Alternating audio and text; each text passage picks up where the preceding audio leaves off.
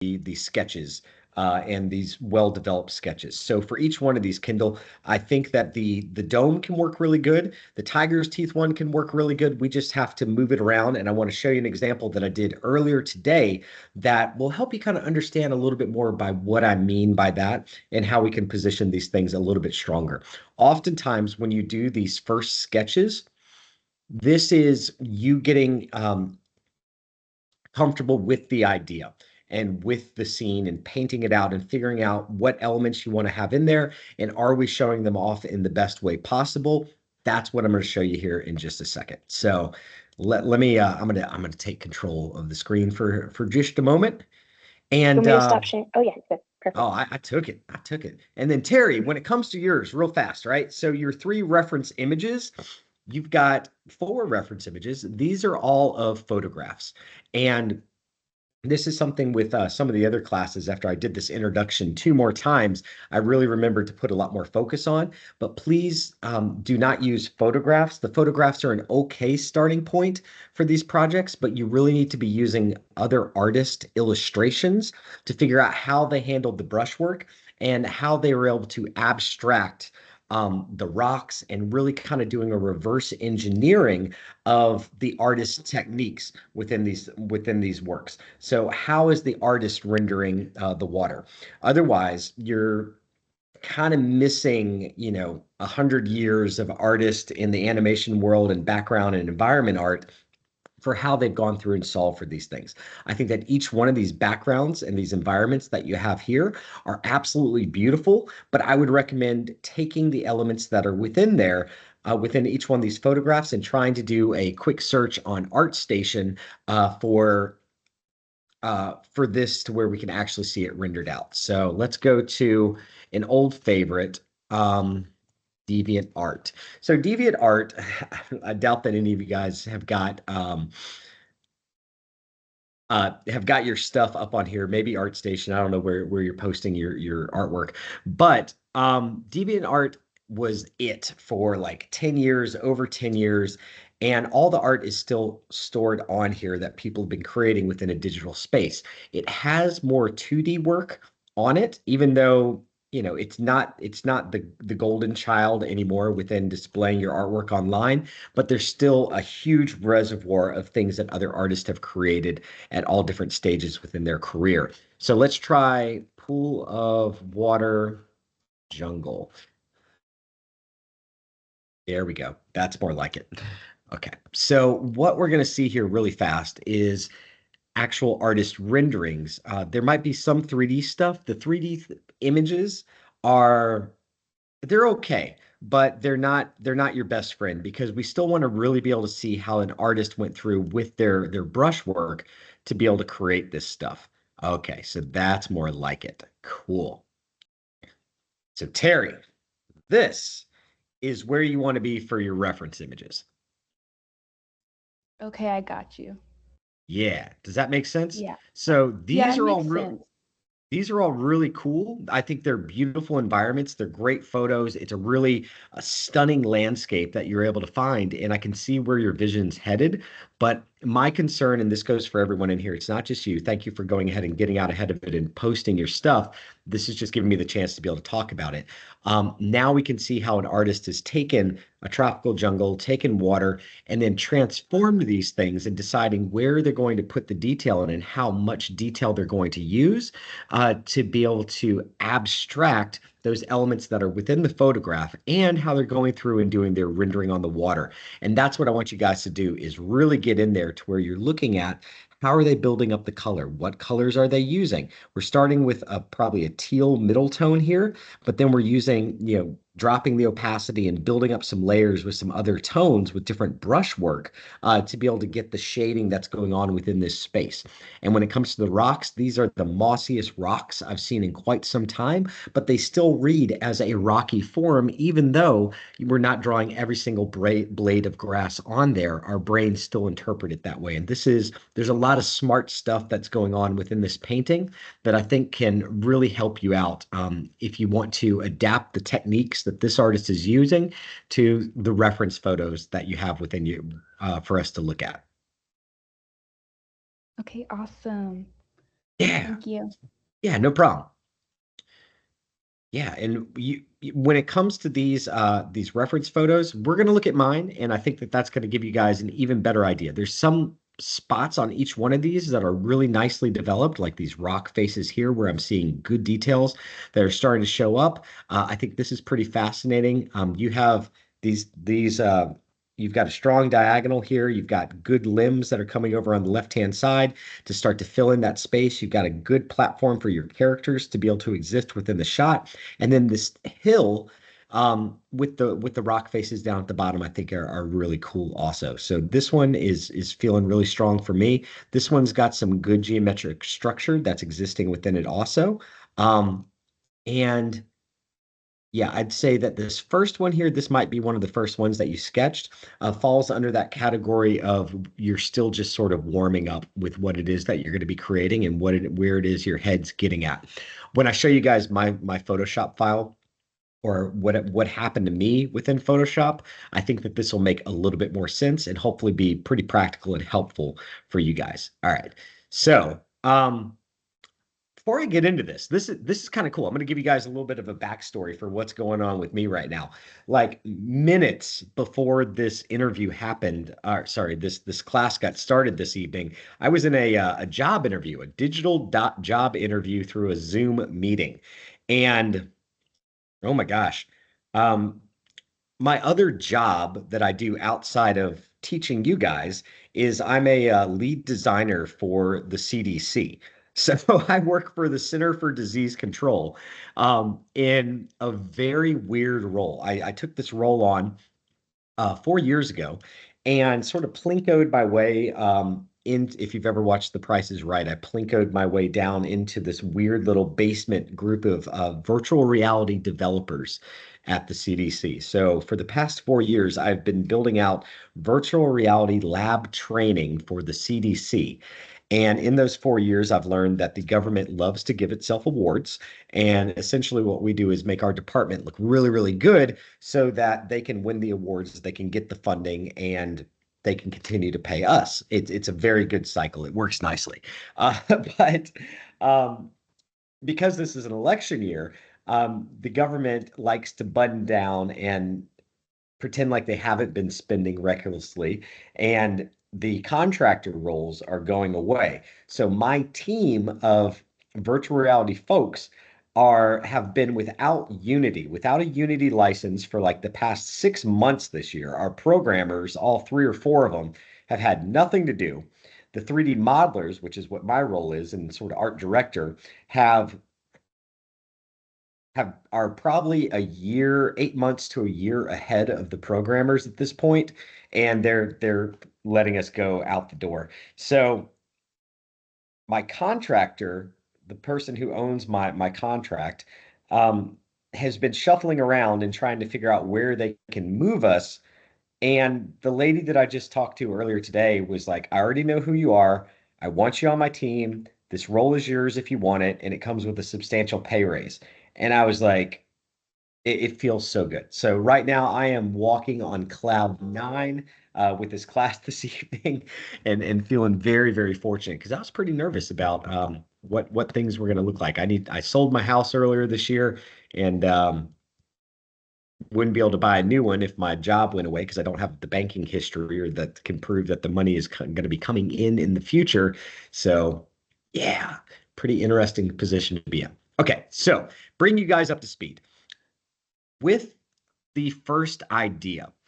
And I just want to get this recorded so it's sort of a video of itself. We're going to backtrack and bring you back up. I'm sure a lot of things have happened, in the past 48 hours, and just to remind you for where we are. So I started looking online really quick, and I was like, okay, so I need to do a jungle scene. I was at this beautiful place the other day. Maybe you remember that. And it had these canyons and the water, and I thought it was just really magical. So I want to do something that sort of feels that way. And then we have to include the ruins, of course. So because this is a big canyon, maybe I could do some type of bridge. So then I went into DeviantArt And this is that creative sort of sprawling. This is that crucial step of gathering your reference images and pulling all the things together for what it is you might want to create for your scene. And while I was looking through the reference images and looking at bridges, I found this bridge that was really interesting to me. I like it an awful lot. And then I found this sweet photo of a woolly mammoth in a jungle. I don't know what he's doing there. He's got to be hot. He's wearing a coat. And then I found this one of the big structure that was carved in the side of the building for when I was just looking for ancillary structures. And one idea leads to another when you're letting this, kind of creative exploration take place before you ever start painting anything. So I'm saving images left and right. Some of these images I'm not going to use. Maybe I can, pick them up and look at them later on down the line. You never really do. But I'm trying to come up with at least 4 images that are going to fill this gutter space within Photoshop that I know I'm going to be working with and using. This gave me the idea to create, and at first I did have a bridge within my shot. It was a very safe little bridge, a little boring. But then I got the idea to come up with these cool elephants where their trunks are touching and they're looking at one another from either side of the chasm. And I was like, all right, yeah, that's a lot more interesting. And they can be these big kind of monolithic structures. And this is my first sketch. So from there, I was pushing and pulling and using my warp and distort tool to kind of make the pieces fit and trying to get my composition moving in an interesting way. I already know that I want to have a camera in this stage of my composition. I wanted to have a camera pan up within the shot. Holy man, what a day. All right, but I want to do some cool things to be able to sort of break this down since you guys have seen me do this one in real time. Um, and you notice that when I'm drawing my sketch within Photoshop, I'm going through and I'm doing things on different layers, right? So I've got my initial mountain sketch for where I want things to kind of live at, and then I've got some other brush and foliage on there. I'm going back and doing, different things on different layers, even at the sketch stage. Not all your, and one of the other things that I said in the previous class is to make sure that your sketches, when you are sketching within Photoshop, that you're working with a brush that's at like 50%, maybe less opacity. Turn the smoothing on to like 25% with your brush. The smoothing is right over here on the right-hand side. Whenever you hit B on your keyboard to get into your brush, turn that smoothing up. It's going to help you a lot within this program. And because we're working with a brush that's not at 100% opacity, it gives us room to be able to really iterate on these ideas. I want to show you guys this bridge right here. Yeah. So my bridge, look at all these nasty little lines I've created in here. This is not a clean final drawing by any means of the word. I've got all kinds of spaghetti looking strokes, hairy looking strokes going all over the place on this bridge. And that's totally okay because I'm not getting my form right on the first time, but I'm starting to just block in the shape that I'm looking for. And I'm starting to get the general structure and the general idea for this bridge for just a first iteration. I'm not going to end up using that bridge, but I think it's a good example. Now, after I did the first sketch of the elephants, it's okay. It's a good start. But I woke up this morning and I was thinking to myself, like, I know I can do those elephants better. The sketch, the composition overall really kind of has, quite a few issues with it. I don't know if it's going to be as successful or dynamic as I would like for it to be. So let me just do a quick breakdown of what's happening here. So I'm going to bring my brush up to 100%. Let's go with orange. And at this stage, this is what I want you guys thinking about. We know that the focus is going to be on the 2 elephants or on the on your ruins. So because I know this is where I want the focus within my piece to be, I'm trying to build out my other elements within this shot. I'm using my trees as kind of arrows to point me towards what it is I want the audience to look at. I'm using this line here, these lines, this line. I've got my canyon that's moving down from here, This canyon is moving down to this area. I'm creating a high contrast area, heat area, right around here with the light coming through. So that's going to be one of the brightest regions within my painting. And then I'm using the lines within the mountains themselves to pull the viewer's attention. I'm also creating a visual rhythm through this section that's going up and into my elephant bridge. I hope that makes sense to you guys, but that's sort of the key to doing this successfully, right? Is coming up with what we want the audience to focus on. And yes, you do have your character that's moving through the scene.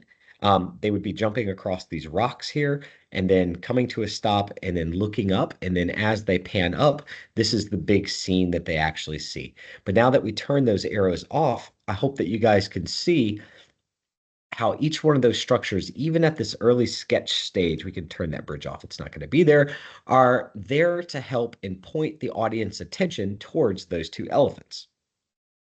You getting it? So that's really what the rest of this jungle structure and foliage and everything that you're creating is for. And that is with each one of these lines that I'm making, I'm keeping in my head, this is where my focus is at. How can I bring the audience down and in towards what it is that I want them to focus on? So that's the first iteration. That's the first sketch of this idea. And something wasn't really kind of sitting with me. I didn't really like the way that the elephant faces weren't really matching too well. I knew I was going to have to redraw that.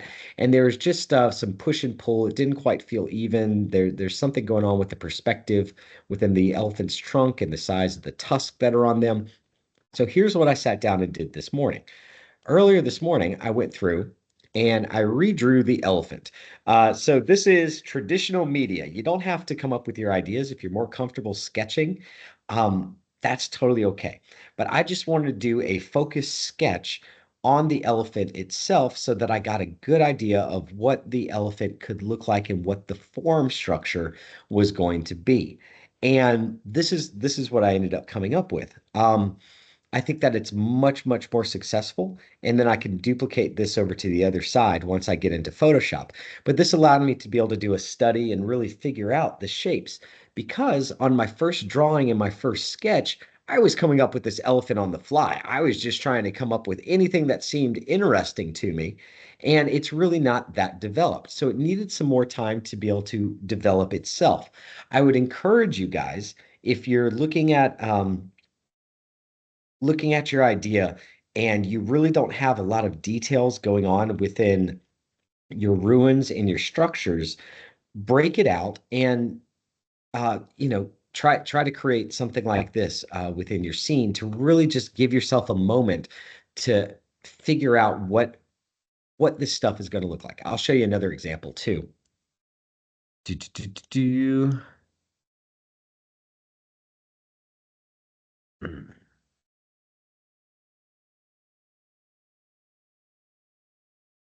Okay.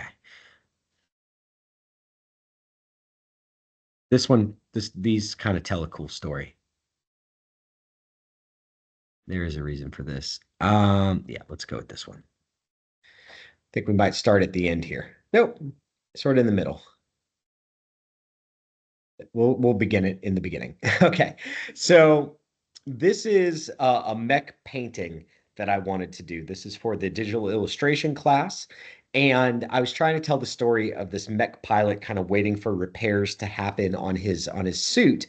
And when I first tried to draw this thing, I was watching something on TV. I was watching a Netflix movie, sitting on the couch, and my first drawing, I drew it and I was like, oh, this is all off. None of my pieces are really working all that well together. Everything feels disjointed. I know this is not a good composition. And I was trying to work within these little squares, right? And I was having some trouble with it. I didn't know what my mech was going to look like. I knew I wanted him to have sort of some horns on the top of his head, but trying to figure out and design for the mech halfway out of the water, along with all of these other elements, was giving me a lot of trouble. So my next drawing, I started it again with the mech, and I was like, nope, this isn't going to work. I already don't have enough room down at the bottom. It's not going to work out well. So I was like, okay, let's pause. Let's remove this because I need to work a little bit more deeply on the mech itself. Let's just do a sketch of where the mech is going to go within the scene. So this is what I wanted my background environment to look like. And this was the space. Once I had the space defined, I could go in and I could do a nice slow study of what the mech design was actually going to look like. And this is on it with a Bic pen. I always like kind of committing to pen because it I don't know, it makes me commit to my lines a little bit more. You can see that I did do some adjustments here where this was going to be down more, but I was like, nope, this needs to go back and up to get it right. So that's my mech sketch. After that, in this tiny little thumbnail image for all the details that I wanted to have, I had no room to figure out what the mech pilot was going to look like. So I did a quick sketch of the mech pilot by himself so I can actually show off what his boots look like, what the outfit that he's wearing looks like.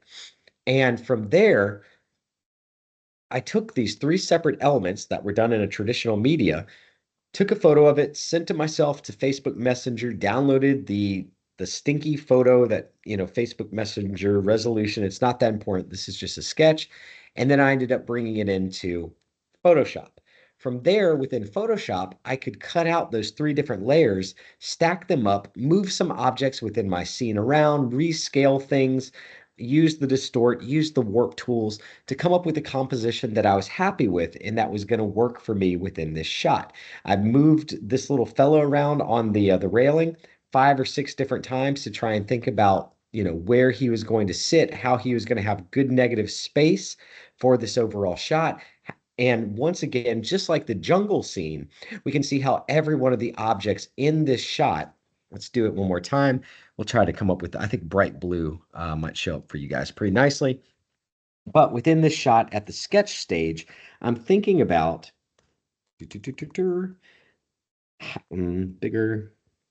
bigger, how my lines are going to push and pull, giving some action lines here, action line here, action line here.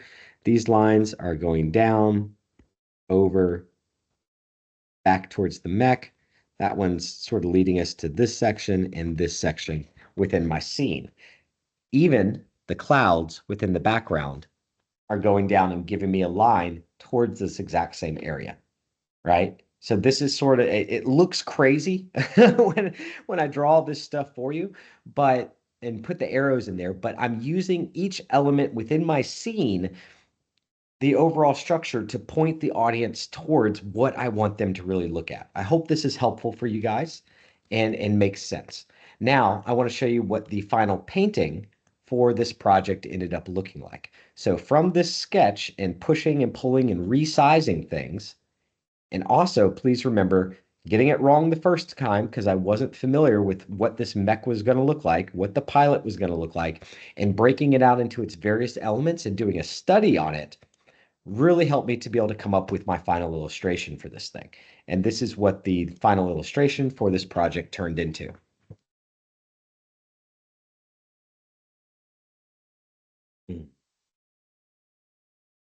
So once again, you can see all of those same arrows that I just drew a second ago and how they're coming together. This break, the darkest part on the character's hair, to draw your attention to him, the mech within the background. Oops. We'll go in a little bit tighter. And yeah, there's some fun little details within here. This is a quick aside. Maybe you could use this later on for a final project. But if you're ever doing any kind of circuit boards and things like that, please do not try and reinvent this out of your own mind. Just look up like Soviet 1950s, 40s machinery when the computers were oversized. They've got some really, really interesting shape language going on there, and just deprecate, turn it black and white, drop that in, paint over it. Don't try and invent an entire computer screen by yourself. I see so many students do this when we get to the space station project, and it just does not work out all that great for them. Mech design has been around for, 70 years at this point. So that's a pretty well established genre. There's plenty of references online to be able to get in there and do that correctly. But yeah, those little tertiary details really come in handy. All right, so there's the final painting for that. I'm saying all this because after I went through and did my study on the elephant, I felt much more ready now that I had him loaded into my visual library to, here, I want to give it a sec. I don't want you to look at that one yet. To redraw and give another go at the objects within my first sketch. So this is the same vantage point that I have here. And if you like, if it's any easier, just going to double click in the gray area to get up to my layer styles. And I'm going to make these guys black. Okay. Cool. So now we can see, hopefully see the sketch and the elements here a little bit better, but I'm still going through and thinking about the forest and the trees and all the different elements. Now for this, now I've got a second go at this same scene. I've got my spacing, my elephants look a lot more correct. I've changed some of the stuff that was really bothering me. I'm framing the scene a little bit better. I'm removing the rocks so that they're not quite as prevalent. The river is still there, but I'm filling in a lot more foliage and thinking about how objects are going to move through this. I'm using this tree to sort of frame this area and to create sort of a huge corner down here that's just sort of, again, creating contrast. This would all be quite a bit darker, and this would be the brighter heat area for people to actually stare at and look at within the piece. So this is a pretty dang well-developed sketch. I know that on top of the mountains, I want to have little palm trees hanging off on each one, little areas of grass. I've got different levels of tree lines. I'm sort of denoting that this is going to be a batch of bushes within this section, another batch of bushes, and then a foreground for the foliage as well. Thinking about adding the moss to the top of the rocks and where that's going to live within my scene. And yeah, just trying to frame this thing quite a bit better. This is a much more successful sketch, my second go around, compared to the first one. The first one was working fine, but there were some areas within the composition that could still be improved. So just by doing that first idea that I came up with on the fly with you guys, a second time, there was a lot of things that I could get more correct and more right. This is a stronger composition than what I had previously. Yeah. So another student, Christian, he's trying to get into the Teams group. It says he's not been invited. Oh, okay. Oh, here, wait. Let me try something right quick. What's his last name? Macintosh. Gotcha. There we go. Yeah, just accepted everybody. Hey, thank you so much for letting me know that. Again, first week, we're just coming up on this. Were you guys all able to look through and see those first 3 videos that I posted?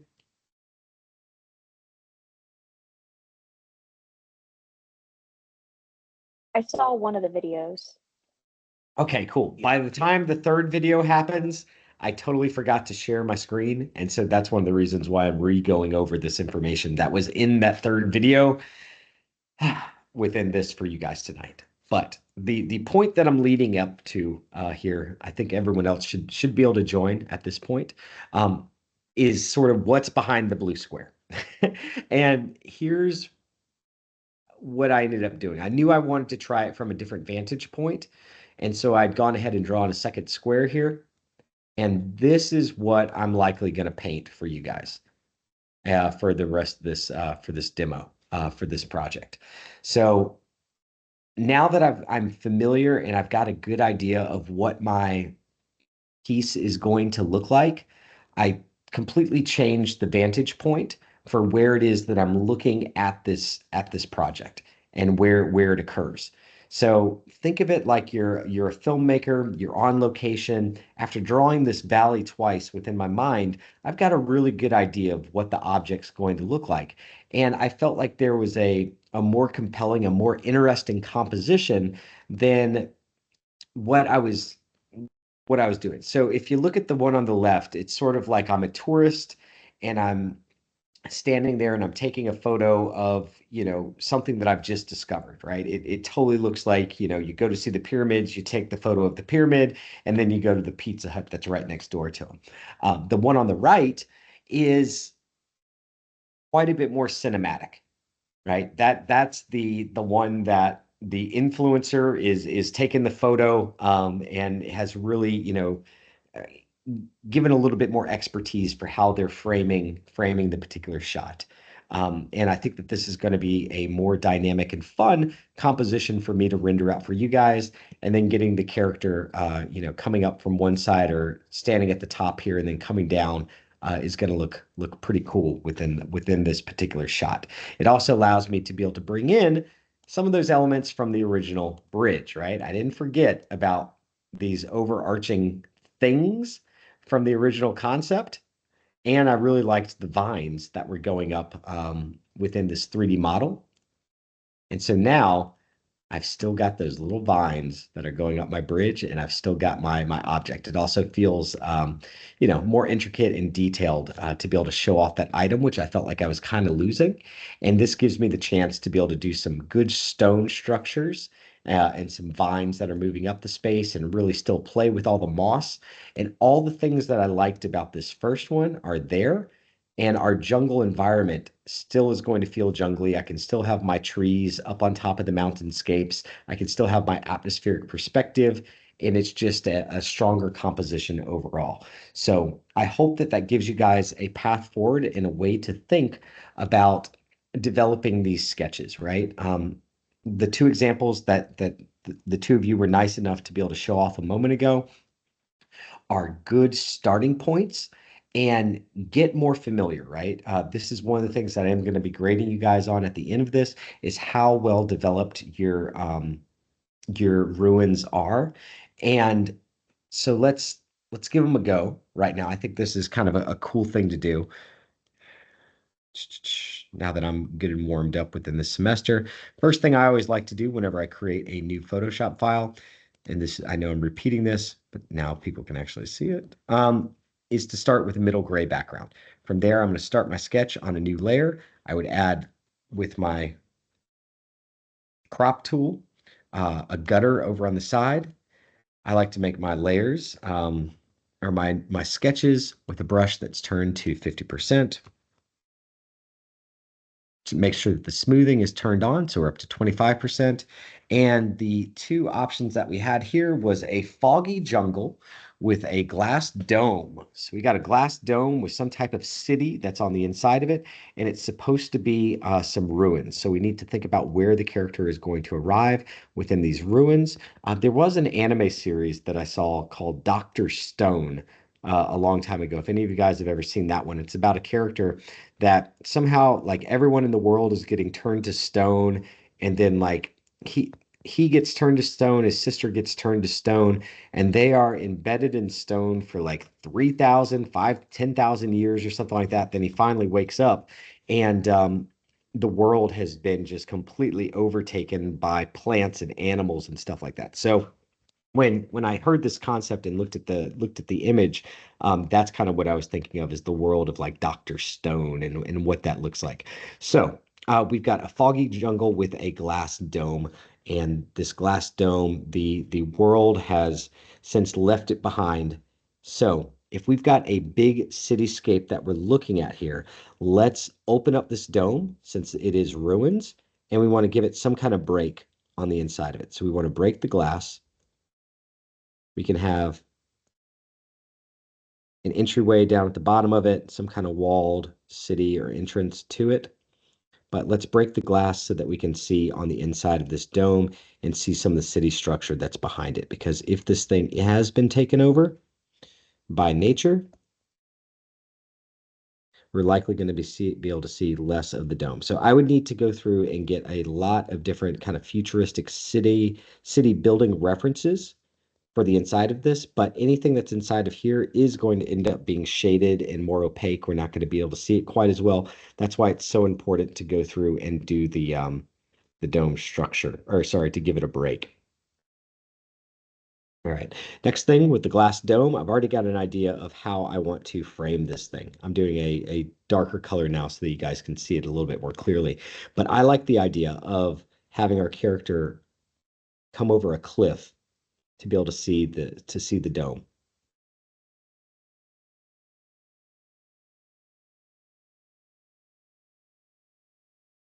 So let's give a tree branch that again is just starting to frame our piece. And now we're going to do the leaves.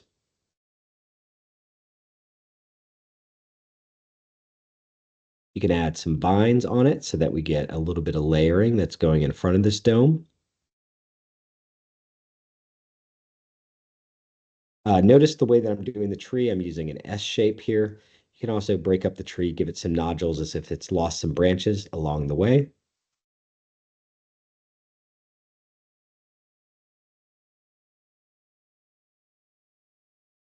There we go.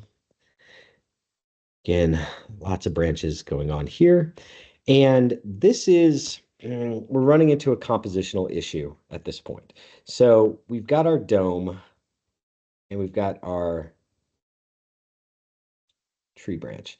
This is going to work a little bit better by moving the composition down and opening it up a little bit more. That still might be a little bit too much tree going on within there, but we can start to open this up. So the next thing that I need to do here is, again, I know where my focus is going to be. I want the attention to be on this dome. So I'm trying to create things, lines, that are pushing us towards the dome and what it is that we're looking at here. So other interesting, unique features that we can do on this landscape as nature starts to take this dome over is this is probably a good one to create like a giant dang tree. Okay, giant trees, because it's so foggy, I think that this can work here. But think about, what was that? Was that one piece where he climbs like the tree that his dad climbed or something to be able to get up to the top? No, that was not My Hero Academia. Hunter, Hunter, Hunter. Hunter, Hunter. Yeah, there we go. Yeah, that's the one. Thanks.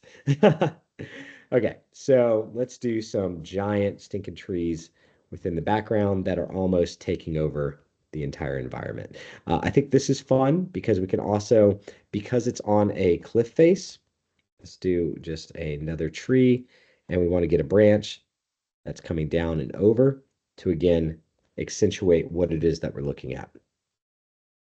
Fill in the foliage so we're not seeing the top of any of those giant trees that we're creating, but this does not have to be.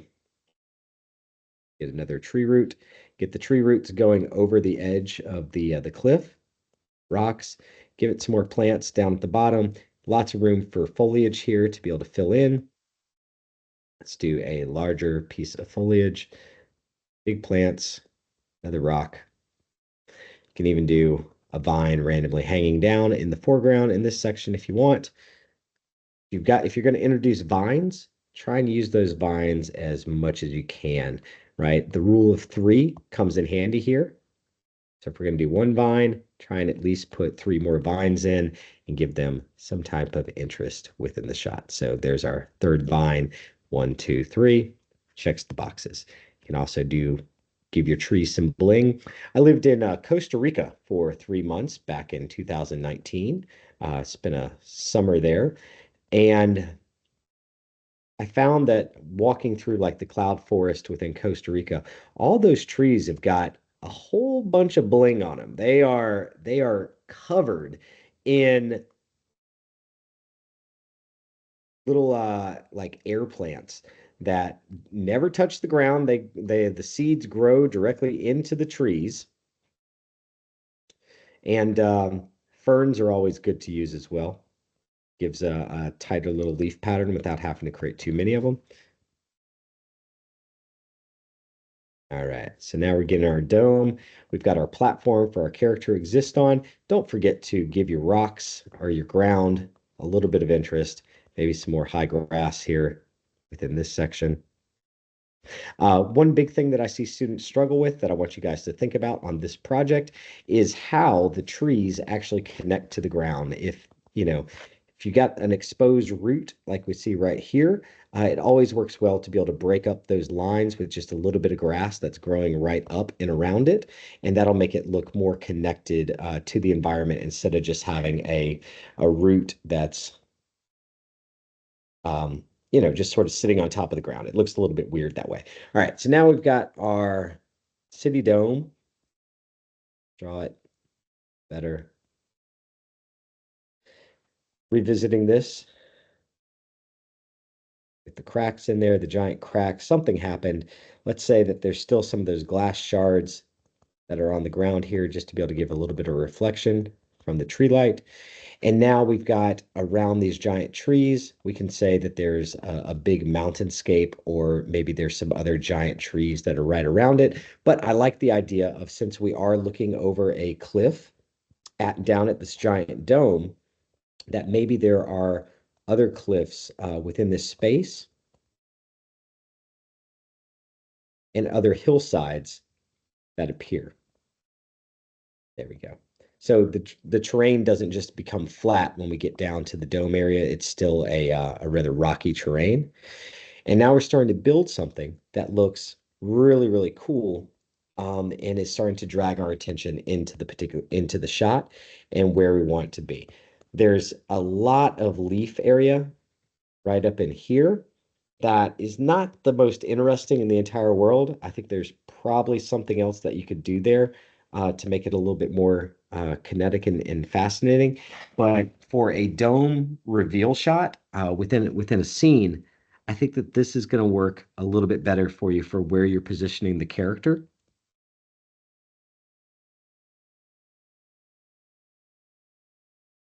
And watch out. Okay, so one of the other things that I'm trying to really do here, let's give it a whole bunch of dirt and moss and stuff that's starting to take over and grow on the top of the dome like it's been there for absolutely ever. So wherever dirt could pile up and grow at, there are vines that are taking over. Maybe it's got a giant tree that's starting to grow out of it that managed to get a root, and we're starting to see some of the smaller brush grow in there into these ruins where it got shattered and kind of opened up and lost itself too.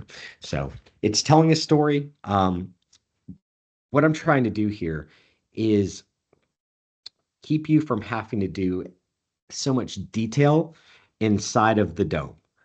Okay, if you do this and you're doing an entire cityscape inside of this dome, it's going to be too much detail. It's going to create a lot of white noise.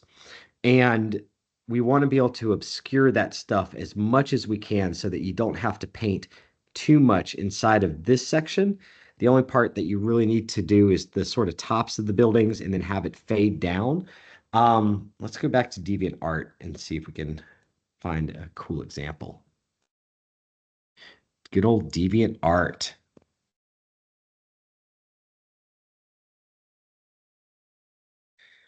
Typed in a foggy city because there's something I want you to see here.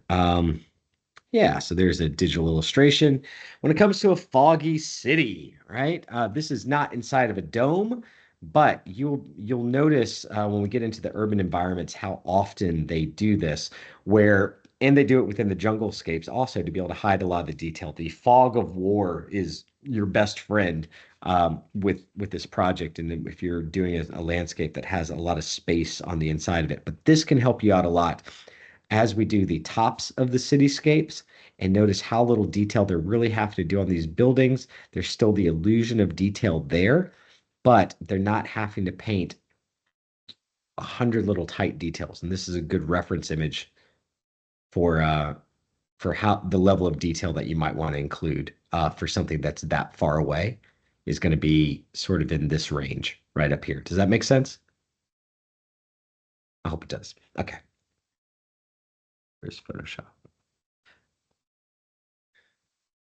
All right, so It that does. was. Sorry, I have to scroll my mouse off my Wacom. No, it's all good. Yeah, so I'm glad that one made sense for you. The next one that you talked about was a tiger tooth fence. and having the Mayan ruins behind that. Mayan ruins, when we think about them within our heads, it's we know what they should look like, but you really need reference images. So Mayan pyramid, even if it's like a Minecraft type thing, some of the structures, what is it? The world's biggest library um, actually exists within Minecraft. Do you guys know about this? No, wait, what? I know that they did the Mines of Moria. Yep. This. Blockworks has built a virtual library in Minecraft to fight censorship. And this is what the library within Minecraft looks like. So, when we say Minecraft, we think blocky. However, people have built some absolutely insane stuff inside of Minecraft. So you can still you can have detail within this game in good form and good shape, um, and create some really remarkable structures within it. Right? Build epic Minecraft library and storage. Anywho, so yeah, this has got a PDF of like every book ever created that you can go inside of and then actually download and read within Minecraft on the inside of it. It's pretty fascinating. If you guys Oh my haven't goodness. opened this up in a while, it's called the Uncensored Library.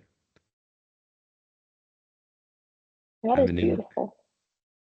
It's a crazy idea. All right, so I totally spelled Mayan wrong. All right, so Mind Pyramid. This first one that we're looking at here, it is a total stinker. This is a bad painting. This is not good artwork. I think that you guys can do much better than this. This is an overuse of the stamp tool, the stamp brush tool, and this is not really where we want to be. So make sure that we're using strong reference imagery that gives you some kind of clue and interest for what the structure can actually look like. This one on the left-hand side would break, I think, 90% of you guys to paint like that right now. So let's not look at that one. And gosh, I've done a couple Mayan pyramids over the years. This one's pretty cool. I like this one because it's got all the grass and stuff that's overgrowing it, and it's really dilapidated in kind of an interesting way. However, the artist has very smartly hidden the back side of the pyramid so that we don't have to see any of that stuff. This one's working a little bit better. I like the upside down sort of roof shape that's going on there. The big trees that are taking over and growing around the structure is nice. I really like this ground plane for the mandala or the Mayan calendar at the base. Um, Golly, there's another one.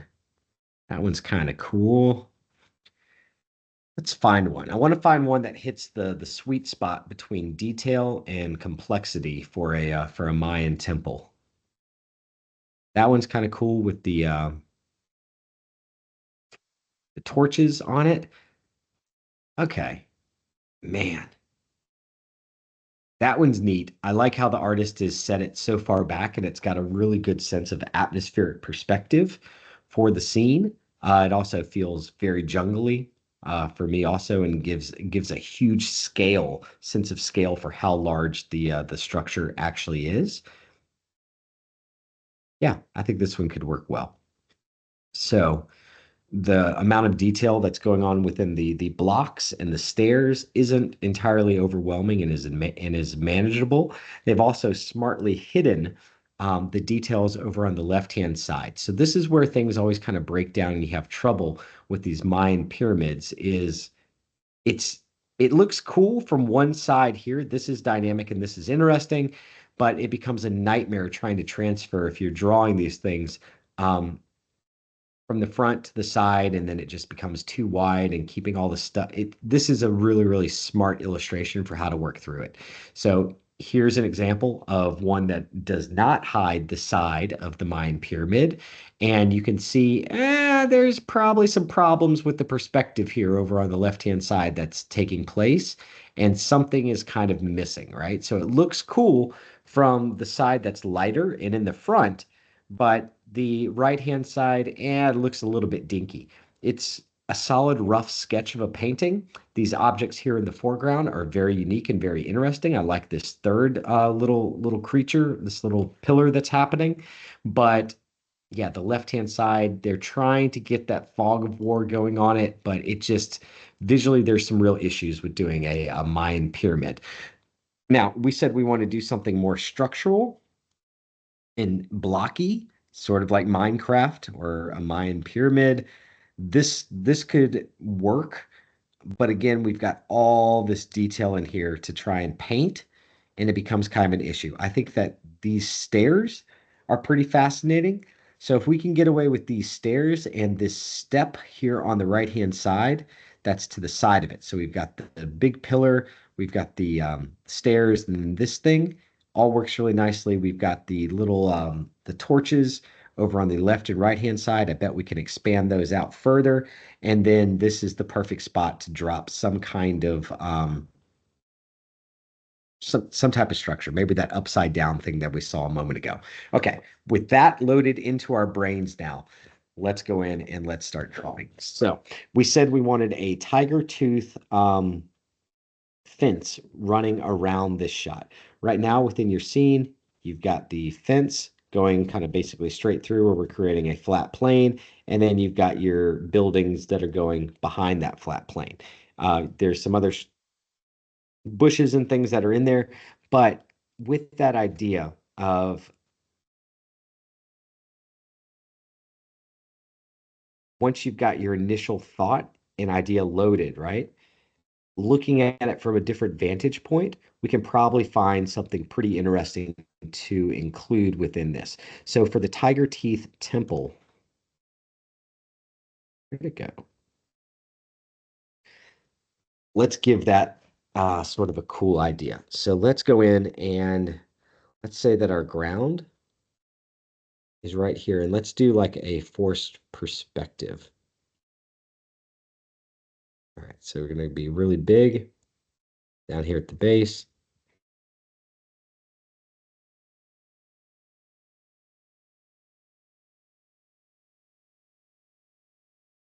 Sorry, I'm going to.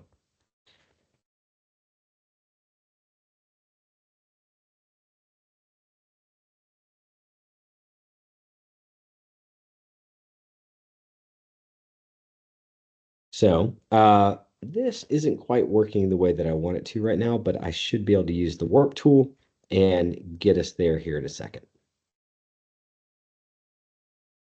So there's our tiger teeth right from the get-go. We want to make these more dynamic and we want to give them more interest. To make it more interesting, I'm sort of bending them up towards the top.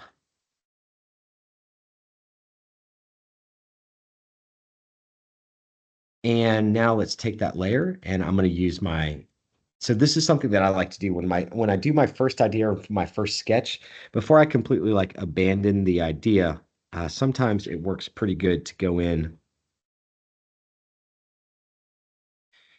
and use the warp or distort tool to be able to push and pull things around a little bit. So let's go in and let's go to transform and distort. So what I want to do is push this stuff up even higher. Yeah, there we go. Now we're starting to get there. Cool.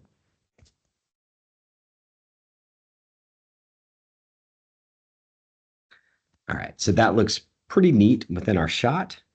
Got to edit this just a little bit more.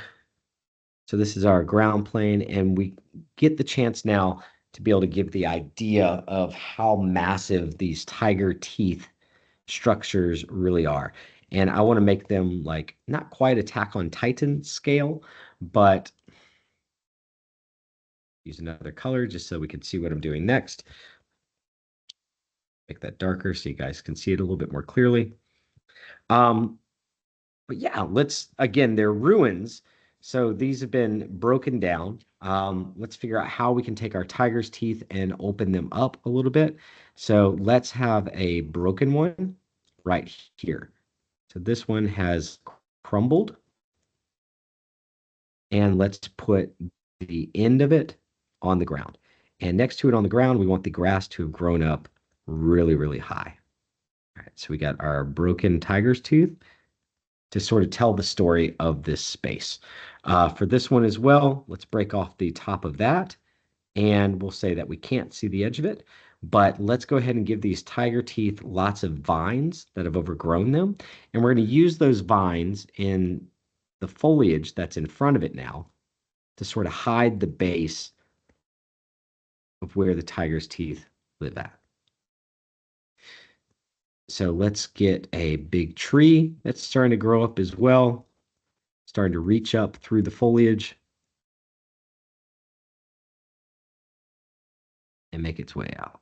All right, so we're sort of breaking up some of these visual lines that we're creating and creating some big foliage sections. We can still have the base that's visible just a little bit or almost visible, but this is working well. You can also throw a few more boulders that have shown up over the years right around them as things have grown up and people have just stayed inside of their huts and their homes. For balance, let's do one more tree, and let's have him sort of leaning over and out of the shot. Okay, so our foliage is starting to work. We know what we're going to do there. It's all grown up. We've got tall grasses, all kinds of other things.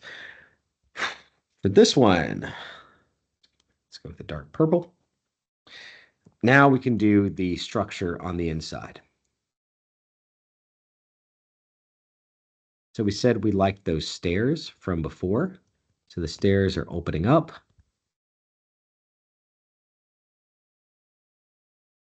And then they had broken the stairs in kind of an interesting way over on the side, sort of like this, with a different arch. Same thing on this side. So we're hiding a lot of the monolithic structure. And then, of course, I think just by having a giant staircase like this, people know it's a Mayan, Mayan ruin. Okay, so you could even add some more foliage just on the other side that's starting to peek over as well, like it's being taken over also.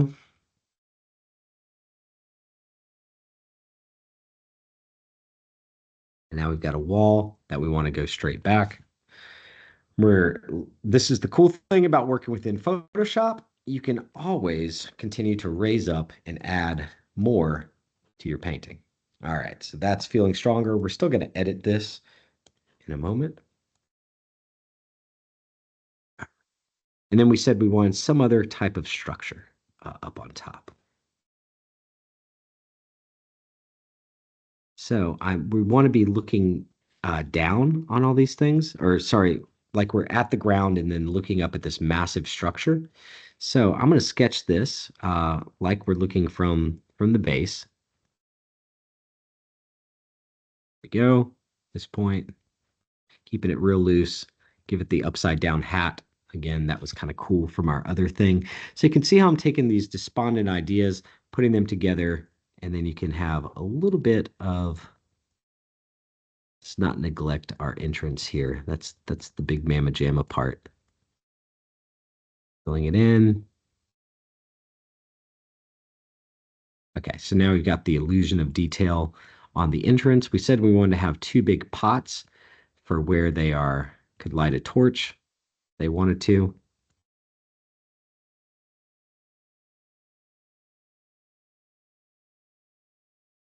There we go.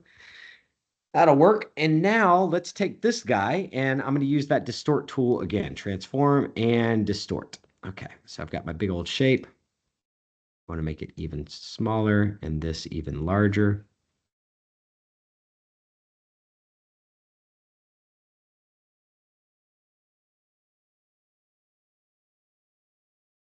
All right, pretty cool. And then one last thing, just to be able to use the background a little bit to help us out. We can put some big mountains that are also mirroring. Sorry, you can't see that. Let's go to a darker green. Some big mountains that are mirroring and softening those tiger teeth shapes within the background of this shot. So now the background environment itself is becoming very similar to those tiger teeth. You can add another tree that's coming in. If you want to, you can pretend like there's one other tree branch or something that's coming in randomly. That's not quite going to work as well as we want it to within the space.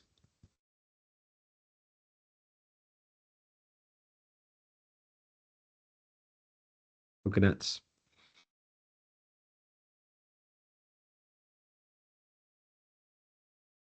Okay. And let's not forget about the clouds.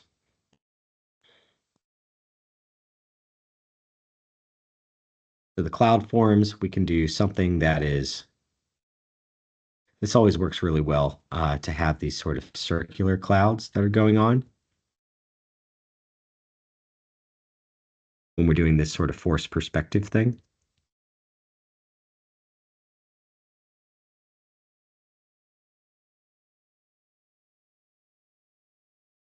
There we go.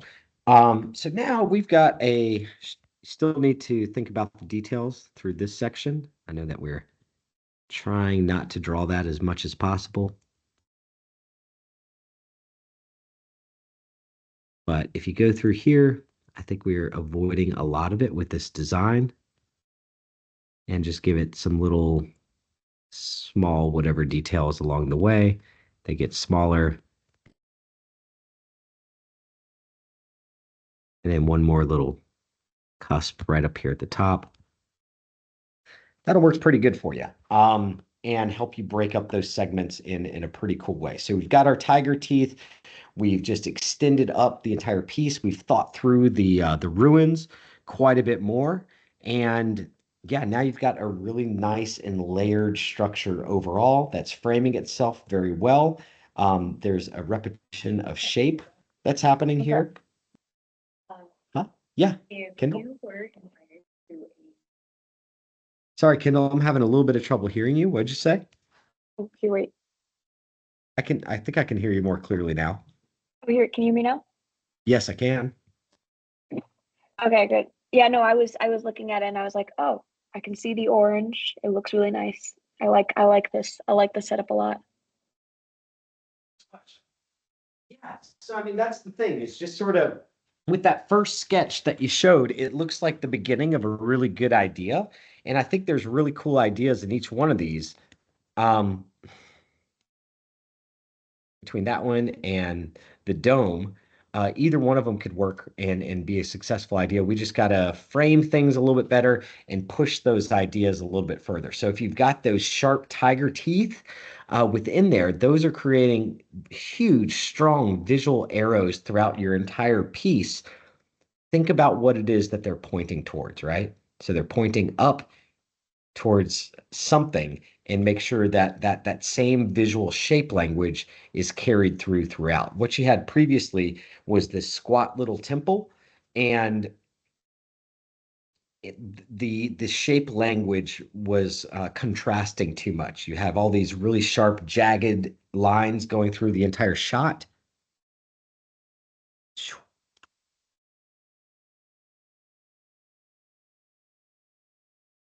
Yeah. So what you had before was the teeth going through the shot, and then they weren't leading anywhere. They weren't visually leading. They were just what they were saying was up, look up. They're a bunch of arrows that are pointing up, and then as we get up, you created this sort of hard roof structure that was just it was in It wasn't good. We'll just say that it wasn't good. opposition, all of this. Yeah, it was just in visual opposition to the shapes that you were using and you were establishing, right? So we've got this really big triangular wavy thing that's happening.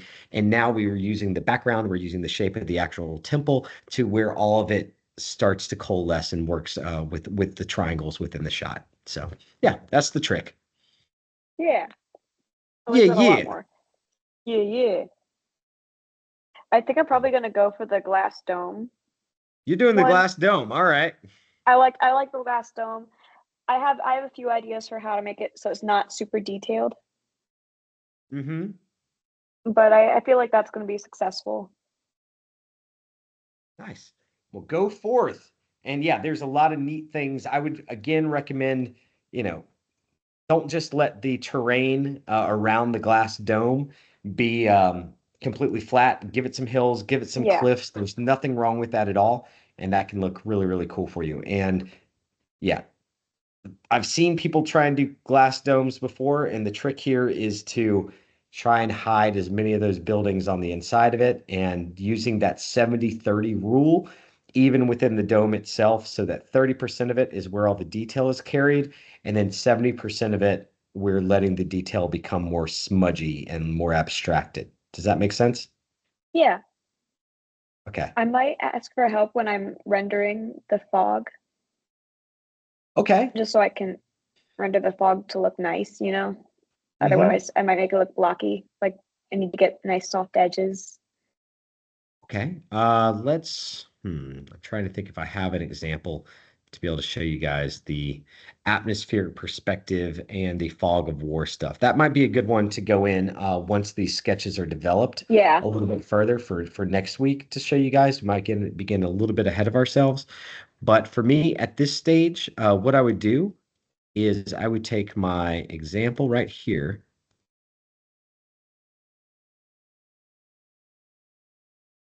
And I'm just going to drop this guy, edit, transform, and we can scale him up. We'll scale him up as much as we possibly can. That works for me. Buddy. Rotate him. And transform and distort. So I just distort him, even if it's not entirely a straight shot. Or I wasn't able to shoot it straight on, you could still use the distort tool to stretch things and make it the ups and downs actually work within your shot. For me, this is not a full 1920 by 1080 landscape right now, so I'm going to bring it up even further so that it is the full size of the 1920 by 1080. And so what I'm going to end up getting here in the end, let's get this, is a shot that's almost 2.5 long for being able to pan through it and to be able to see it within the screen. That'll allow me to be able to, yeah, really kind of move the camera up and down or do like a start tight with it and then zoom back to be able to reveal the rest of the shot. There's some interesting things that you can do visually with this. Let me try one more time to distort it, just so that's a little bit more straight up. And I have a question. Also, if I like the way you composed the piece for the redraw, am I allowed Yeah. to build on top of it? Of course you are. Sure. Okay, good. I just didn't want to like steal it without asking first. No. I mean, that's the thing, right? I think that's why some people are maybe a little bit nervous about using the references so heavily, is because it feels like it's theft. No, you're a student. This is a class. Like anything that I'm giving you, take it, use it.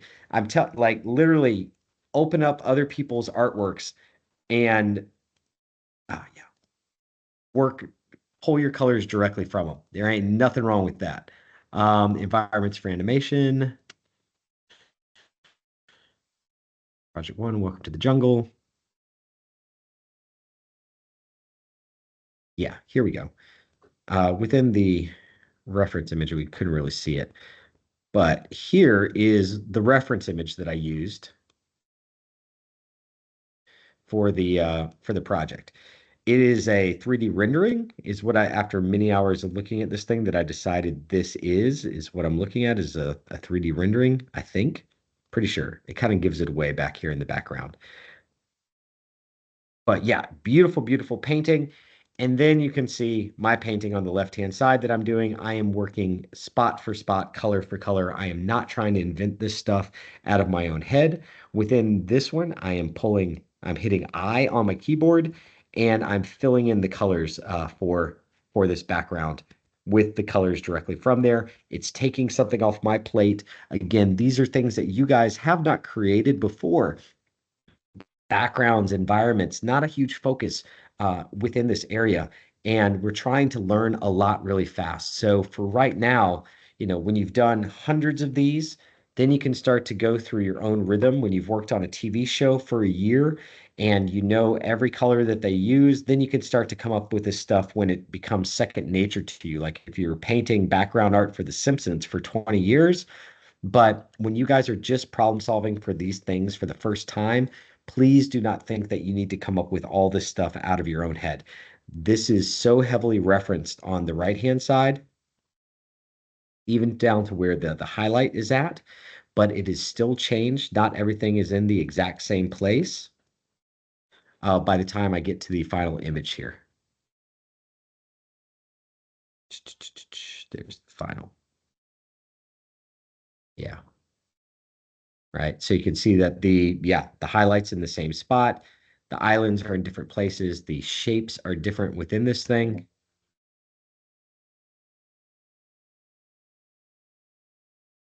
There's a lot of other stuff that you're still going to be solving for. You don't have to come up with everything out of your own head.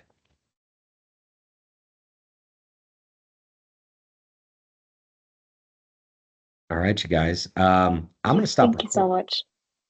Yeah, I'm going to stop recording for a second now and sharing the screen. I'm going to take a quick little break here. If you guys think up any other questions over what I've just covered, please jump in, ask, and I'm going to take, I guess, a couple more minutes when we come back here. 4:51, and we'll look at what the next steps are after the sketching phase. So once you guys turn these things in on Friday, you know where to head next if you want to continue forward and you've collected your feedback with these paintings, so you know what we're getting into over this next week. All right, I will be right back.